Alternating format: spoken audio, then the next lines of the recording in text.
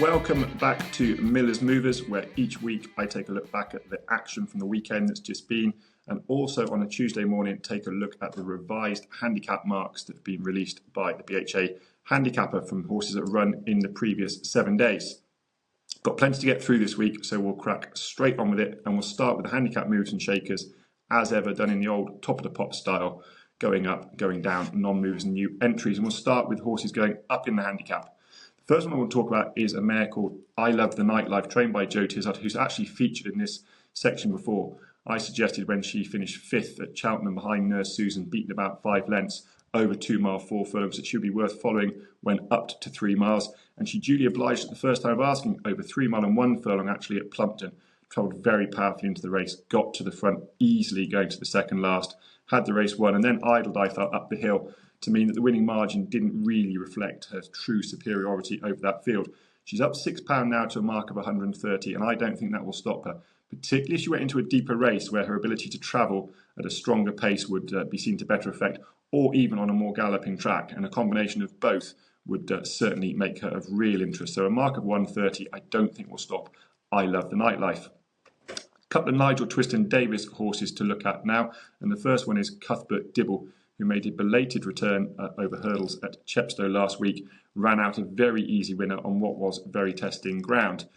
I thought it was interesting in the race post-race interview that Sam Twiston-Davies suggested that when he was beaten in the EBF final on Cuthbert Dibble last year, he felt that it was down to rider error. He wished he'd made more use of him rather than trying to settle him in. Now, the EBF final has thrown up plenty of good horses. Crambo was the winner, Etalon was placed, and he's been very successful over fences this season. So the fact that they were disappointed with Cuthbert Dibble's effort being beaten 10 lengths does suggest that he's a horse worth keeping on the right side of. He's very well suited by heavy ground. Obviously, Sandown can get very testing if we get plenty of rain in February, which is a high possibility. So I'm sure there's races yet to be won with Cuthbert Dibble off an £8 higher mark on 133. Also going up £8, also trained by Nigel Twiston-Davies, is Top of the Bill. Now, he won at Exeter last week, and I don't think he quite got the credit he deserves. The Carpenter and a horse called The Changing Man for Joe Tizzard were both disappointing. The Changing Man made a very bad mistake, but I don't think that should take away from the effort Top of the Bill put in here. It was a really good round of jumping, very solid staying performance, and he clearly likes Exeter. It's his second win at the track. He ran well on Chase debut at the track as well. I think he might stay a bit further than this 3 miles, and the Devon National on the 23rd of February might well prove to be a likeable target for him. I think he's got plenty of ability. Slightly goes under the radar each time he lines up. He's yet to go off favourite, and I think he's a talented horse. £8 higher mark up to 135 won't stop Top of the Bill at Exeter. A horse that got an absolute hike in the weights from a very good performance, admittedly, on Saturday was Jingko Blue for Nicky Henderson. Now, my initial reaction upon seeing that he got a £14 rise in the handicap up to a mark of 138 was just to put a line through him and think that he can't possibly win again. But actually watching it back, he was a superior horse of that race at every single stage. His jumping was very slick, he travelled very powerfully, and he really quickened away from a horse called Titan Discovery, who we'll come on to in a moment. So, Jingko Blue, I think a mark of 138 is actually still workable, especially if getting back on some spring ground. I think the ground at Sandown was probably tacky, perhaps not quite as soft as we thought it might have been, but some spring ground. I think Jingko Blue is a horse that can perhaps defy a mark of 138. But a cautionary word, he does need one more run over hurdles before he'd be eligible for a Cheltenham handicap. He's only had 3 runs and you do need 4. So don't go taking prices about handicap hurdles unless you're certain he's going to get a 4th run in. And I'm not sure that's a guaranteed. The horse he beat at Sandown was my next best on the SBK betting podcast. Yet another second, I hit the crossbar plenty this weekend, was Titan Discovery. But I thought he ran a really good race. For him, I don't think the ground was quite soft enough. He got outpaced, sort of leaving the back straight, stayed on really well up the home straight under Jonathan Burke. He's gone up £4 to a mark of 115. I'm certain that underestimates him, particularly if he gets a bit of softer ground back over 2 mile 4. Just one horse going down in the weights, and we do have to mention him, and it's Djelo, who faced, I think, an impossible task behind Nickelback in the Scilly Isles at the weekend. Nickelback bolted out in front, had the race won for me as he turned away down the hill the second time at Sandown. Those fences there, he was very quick over them and just took enough of a winning margin out of the field at that point that they could never quite peg him back. Sadly, we of course lost Hermes LM with a fall at the second last, and really sad postscript to the race. But I do think Djelo was getting on top of him at that point, was going to be second anyway, and he got dropped £1 for that. I was quite surprised. He's got dropped down £1 to a mark of 148. That would make him of interest into a handicap chase at Cheltenham Festival, particularly the Grand Annual if it came up soft, maybe the Plate if it was slightly better ground. I think this is a horse with plenty of talent, continually goes under the radar, doesn't get mentioned much, and he's certainly a horse I want to keep on the right side of heading into the spring.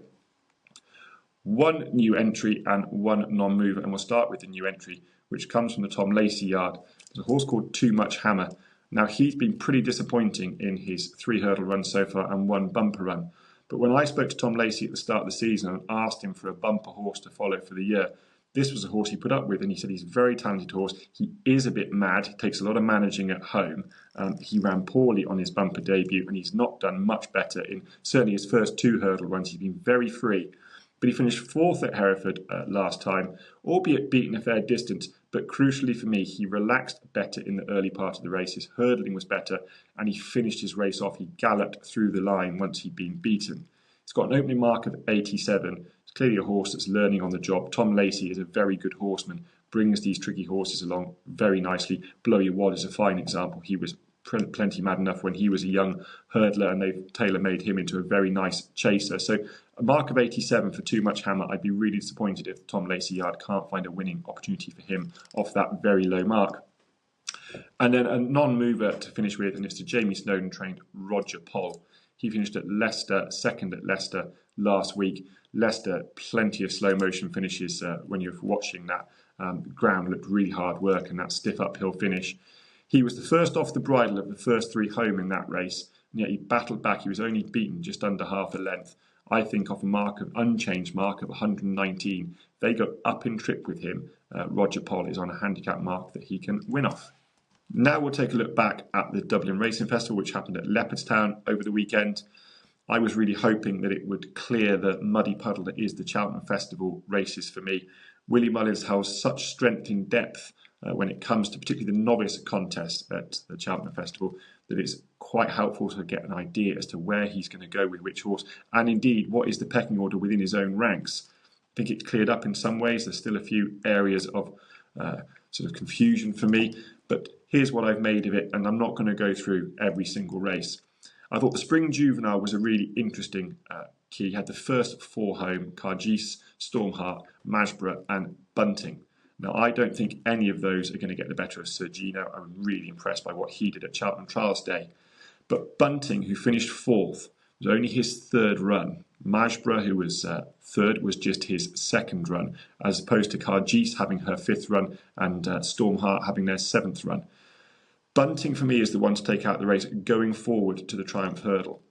He had to come wide around the outside turning in as they were quickening, and he didn't seem to handle that very well. He was leaning into his left, made hard work for his jockey trying to keep him straight, and right at the very death, the final 5, 6, 7 strides, he was really coming back at the 3 in front of him. I think the new course at Cheltenham for the Triumph Hurdle Day on the Thursday will really suit this horse. He can get rolling out of the turn, got a long home straight to run at. I would be not too surprised at all if he were to finish in front of Cargis, Stormheart and Masborough if they were to line up, for all that I don't think he'll get close to Sir Gino. Then moving on to what was probably the disappointment of the day, or the weekend, was Marine Nationale, who bombed out pretty badly in the Irish Arkle.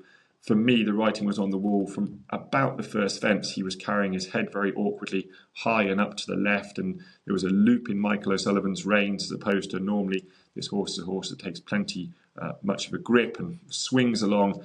Just didn't look to be happening at all. As a result, his jumping, which was very sure-footed on his chase debut, was pretty lacklustre. He was a bit slow at a couple, and for all that he was still in there pitching, to all intents and purposes turning in, he wasn't going anywhere near as well as you would expect him to. And he then made a mistake at the last, and Michael O'Sullivan wasn't hard on him. For me, tacky ground, the fact he wears a tongue tie and the fact he was holding his head up to the left does suggest there might be a bit of a wind issue going on there. In the UK, we have the BHA stewards inquiries. In Ireland, the IHRB, they're called daily inquiries. There's always a bit of a difference. The BHA ones I always find tend to have more detail. The jockeys and the trainers tend to offer up more conclusions. In Ireland, that's not such the case. He was investigated by a vet afterwards and was found to be post-race normal. But I just wonder whether there's a bit of a wind issue going on there. I wouldn't completely disregard him. I don't want to back him at 5-2, but I'm certainly not saying this is a horse that can't win at the Cheltenham Festival. One bad run should never write a horse off for that. And if they can tinker with his wind, and if it is a small wind operation, they can be back working within a week. There's plenty of time to get him ready. And if he gets back on some proper nice ground, he could still yet win the Arkle, for all that 5-2 is probably still a bit skinny for a horse that ran so badly. Galopin Des Champs versus Fast or Slow, part 4 or part 3 if you're Martin Brazil. And I thought Galopin Des Champs had him beaten at every stage of the race. I've seen plenty of respected people suggest that Fast or Slow has got a good chance of reversing the form at Cheltenham, given that his jumping was better.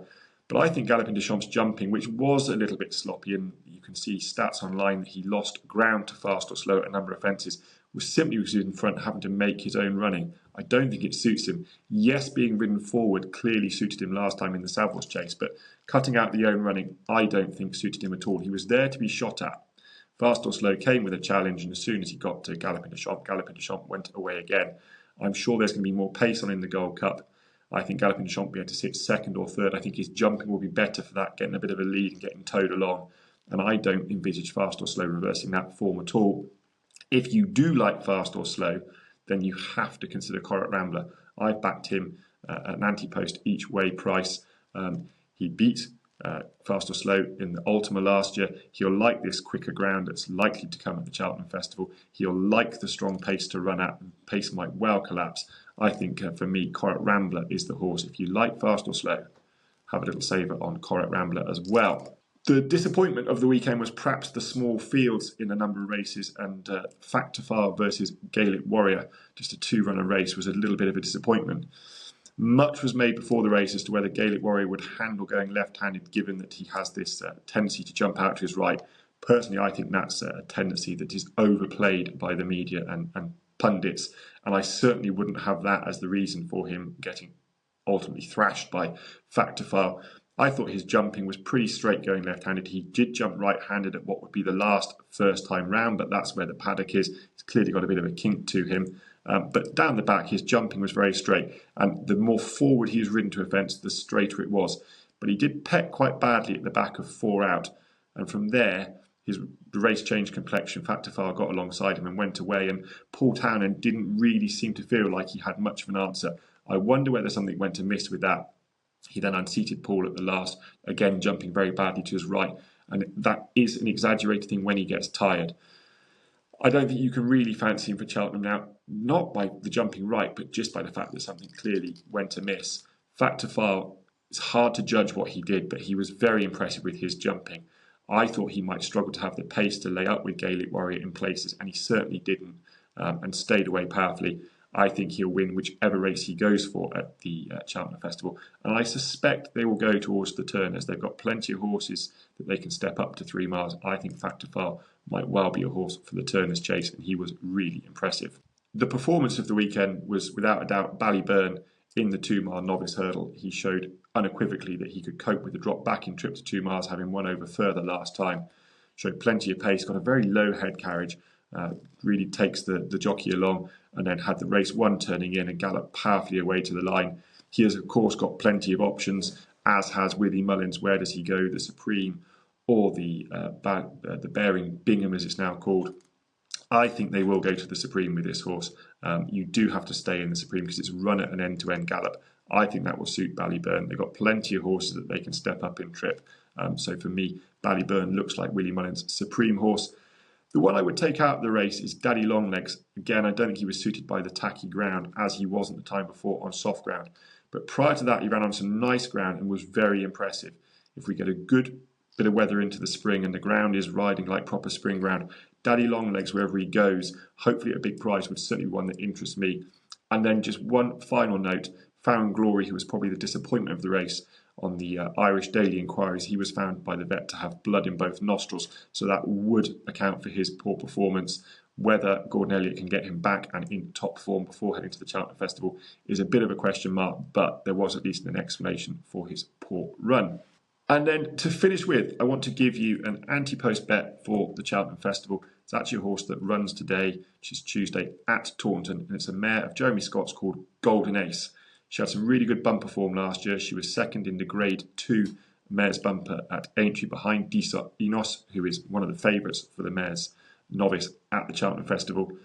And Golden Ace made a really impressive hurdling debut herself over 2 mile 3 at Taunton last month. She was a bit novice in her hurdling at a few places, but as the race developed, her hurdling got better. And she put away Insurrection and Lucky Place, who finished second. Now, Lucky Place has gone on to really boost that form. He finished second in the Grade 2 at the Cheltenham Festival trials last week, behind Gidley Park, who's a very decent yardstick. Golden Ace runs today over 2 miles back at Taunton. If she copes with the drop back in trip, and actually if she doesn't cope with the drop back in trip on that sharp track, I think she's of real interest. She's around 33 to 1 for the David Nicholson Mares Novice Hurdle. I think she's a very talented horse. You look at the price of Disa Enos compared to her at 33 to 1. She is definitely worthy of an each way bet for the Thursday of the Cheltenham Festival. Well, that concludes this week's episode. I hope you enjoyed it. As ever, do get any questions you've got, any queries you've got about how the handicap marks are formed or what you should be looking for. And I'll be back next week to answer those questions and hopefully find a few more winners in waiting.